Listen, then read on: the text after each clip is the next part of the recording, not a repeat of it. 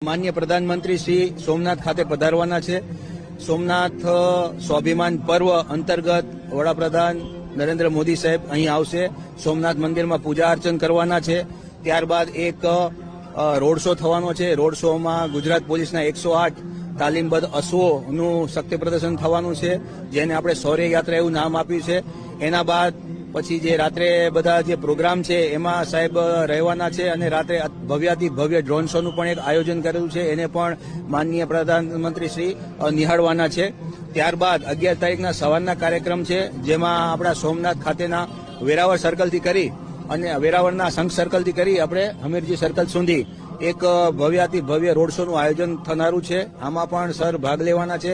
ત્યારબાદ સોમનાથ મંદિરમાં પૂજા અર્ચન કર્યા બાદ જે સદભાવના ગ્રાઉન્ડ આવેલું છે સોમનાથ ખાતે, ત્યાં ખૂબ મોટી જંગી જનસભાને સંબોધવાના છે. આ રીતનો તેમનો 10 અને 11 તારીખનો કાર્યક્રમ છે.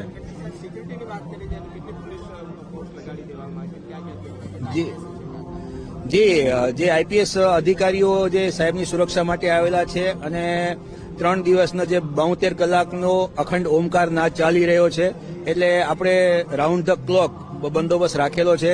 કારણ કે સતત વીઆઈપી અને વીવીઆઈપી શ્રીઓની મુવમેન્ટ ચાલુ છે.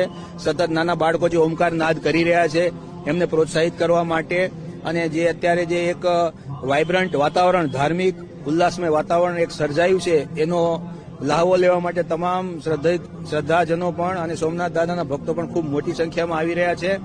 તો લોકોનું પણ અમે ખૂબ સારી રીતે દર્શન કરી શકે, વિના વિઘ્ને દર્શન કરી શકે, પૂરી સુરક્ષા સાથે દર્શન કરી શકે, એના માટેનું પણ પૂરું આયોજન છે અમારું પોલીસ તંત્રનું. લગભગ 25 થી વધારે આઈપીએસ કક્ષાના અધિકારીઓ એમાં ભાગ લીધેલો છે. ડીવાયએસપી કક્ષાના 50 થી 60 અધિકારીઓ, પીઆઈ કક્ષાના 125 અધિકારીઓ, પીએસઆઈ કક્ષાના 150 થી વધારે અધિકારીઓ અને 2000 થી વધારે સ્ટાફ તેમજ માઉન્ટેડ પોલીસ પણ છે.